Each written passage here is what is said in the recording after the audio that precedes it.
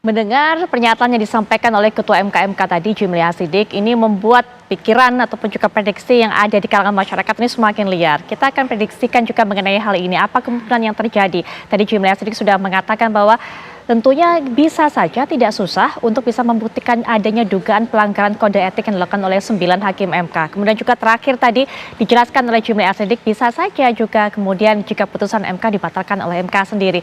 Nah, apa kemungkinannya, kemudian juga bagaimana kesiapan dari Koalisi Indonesia Maju untuk bisa mendengarkan putusan besok, apa yang sudah direncanakan. Kita akan bahas mengenai hal ini, sudah hadir tentunya di samping saya para narasumber yang akan memberikan pandangannya. Yang pertama adalah Wakil Ketua Umum Partai Gerindra yang juga merupakan juru bicara Koalisi Indonesia Maju, sudah hadir Bang Habibur Rahman. Assalamualaikum warahmatullahi wabarakatuh. Selamat malam Bang Habib.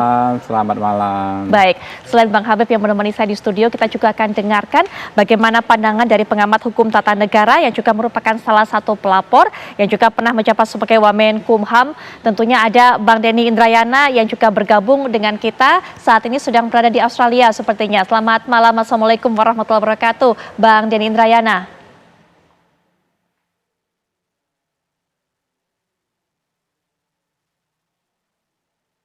Bang Denny, mohon maaf, sepertinya kami masih belum bisa mendengar suara Bang Denny. Mungkin masih belum dibuka mute-nya. Mohon maaf, kami juga masih belum bisa mendengar Bang Denny. Baik, kami akan coba perbaiki hubungan kami dengan Bang Denny, tapi mungkin kita akan dengarkan terlebih dahulu bagaimana Bang Habib melihat ini jelang putusan atau dibacakannya putusan MK besok. Bang Habib sempat mengatakan ada upaya pencegahan Gibran Rakabuming Raka dan ini terkait juga dengan putusan MK. Seperti itu, Bang Habib? Ya, jadi saya perlu sedikit luruskan tadi apa yang disampaikan dalam narasi mengutip pernyataan Pak Jimli Hasidik yang disampaikan secara spontan lisan dengan metode doorstop ya. Itu bukan konversi resmi dan bukan pernyataan tertulis. Jadi itu juga bukan keputusan awal dari MK ini. Sehingga belum ada kesimpulan apakah mudah atau tidak. Ya, konteksnya bukan itu. Apakah MK bisa merubah keputusannya sendiri atau tidak juga bukan soal itu. Oke, jadi kita tunggu saja besok penyampaian putusannya. Nah, saya mau katakan bahwa respon terhadap putusan MK ini dilakukan setidaknya kalau kami petakan ada dua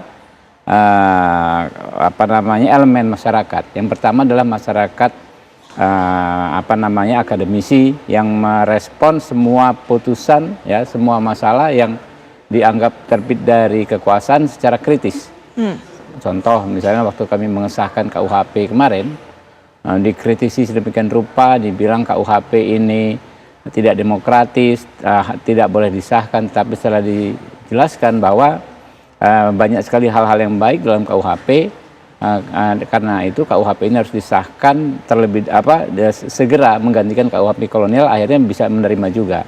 Begitu juga dalam kasus ini. Yang kedua adalah memang ada yang kami rasakan ya, masukan kepada kami harus mewaspadai adanya gerakan operasi rahasia ya. Yang jelas ada gerakan yang sistematis untuk menggagalkan pencawapresan Mas Gibran Rakabuming Raka dengan menunggangi panggung MK ini. Siapa yang melakukan operasi seperti itu? Terdeteksinya dari mana? Terdeteksinya itu adalah dari demand ya, tuntutan yang digaung-gaungkan, wacana yang digaungkan yang tidak masuk akal, tidak sesuai dengan konstitusi, tidak sesuai dengan perundang-undangan. Contoh misalnya wacana ya pembatalan putusan MK oleh MK. Ini kan nggak ada jalan ceritanya karena pasal 24C mengatur ya MK itu memeriksa perkara pada tingkat pertama sekaligus terakhir dan putusannya bersifat final ya, dan tidak ada istilah banding dan lain sebagainya. Jadi tidak ada koreksi terhadap putusan MK oleh MK sendiri sekalipun nggak ada ya.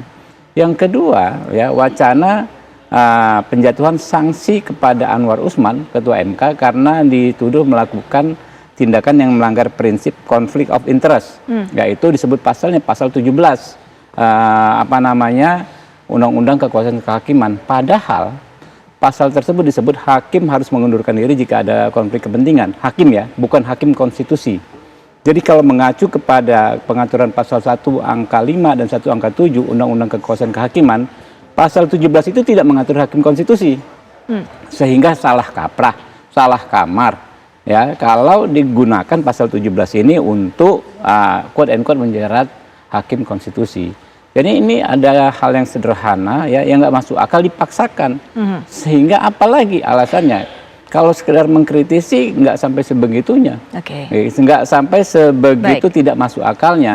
Nah ini bukan hanya mengkritisi tapi memang kami merasa ya masuk akal juga kalau ada yang mengingatkan ini bagian dari skenario besar menyingkirkan Mas Gibran karena ketika Pak Prabowo diduetkan dengan Mas Gibran ini kan surveinya langsung melejit, ada 3 atau 4 lembaga survei yang dominan sekarang surveinya bagus sekali. Gitu. Baik, Bang Habib. Mungkin saya tahan dulu sampai di situ. Nanti kita lanjutkan nanti. Kita akan langsung saja minta tanggapan dari Prof. Denny Indrayana. Bagaimana Prof melihat apa yang disampaikan oleh Bang Habibur Rahman bahwa ada laporan-laporan yang masuk, termasuk salah satu upaya untuk bisa menjegal adanya operasi skenario yang rahasia untuk bisa menjaga langkah Mas Gibran Raka Buming Raka. Ya, kita bicara hukumnya dulu ya, Mbak Putri. Sudah terdengar suara saya ya? Sudah terdengar dengan baik, Prof. Denny. Baik, pertama saya sudah menyampaikan kesimpulan pada hari Jumat yang lalu dan saya mencoba menguraikan dengan detail dengan berbagai macam prinsip-prinsip hukum dasar, hukum tata negara. Ada banyak sekali argumen yang tidak bisa saya ungkapkan dalam waktu yang singkat di sini, misalnya terkait dengan kenapa final and binding itu bisa dikecualikan? Kenapa putusan MK bisa juga masuk tidak hanya memberikan sanksi etik? Tapi saya mulai dari satu argumen awal yang terkait dengan saya sendiri misalnya.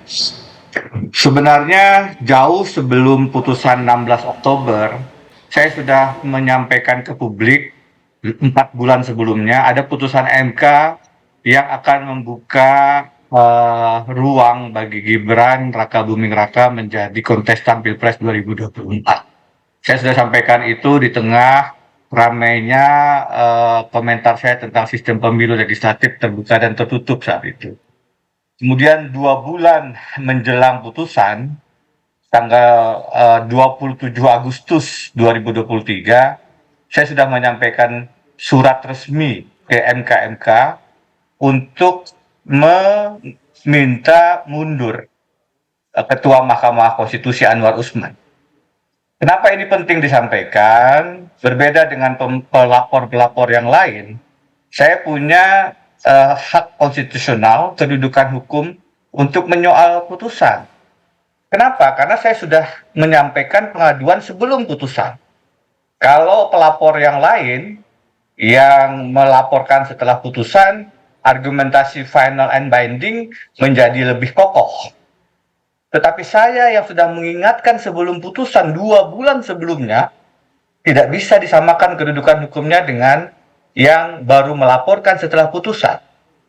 Apa logikanya? Karena putusan-putusan yang dibacakan pagi sebelum putusan 90, yang diperiksa hanya oleh 8 hakim, itu faktanya kemudian menolak permohonan. Baik, Prof. Denny, jadi maaf. Kalau aduan laporan saya diperiksa lebih awal, itu dengan batas penalaran yang wajar, dengan peraturan MK sendiri yang mewajibkan, mengharuskan hakim mundur apabila ada kepentingan langsung putusan itu dengan keluarganya, maka Hakim Anwar Usman juga mestinya mundur. Satu lagi, Mbak. Prof. Denny, mohon maaf sekali. Mungkin satu poin lagi, mungkin bisa disampaikan nanti setelah jeda, Prof. Denny. Termasuk kita juga ingin dengarkan bagaimana penjelasan Prof. Denny untuk memprediksi hasil sidang MK yang akan membuat Gibran Raka Buming Raka ini batal menjadi cawapres. Tapi mungkin nanti, mohon maaf sekali, Prof. Nanti kita akan sambung lagi, kita akan dengarkan pernyataan dari Prof. Denny, tapi setelah jeda kami sudah kembali saat lagi.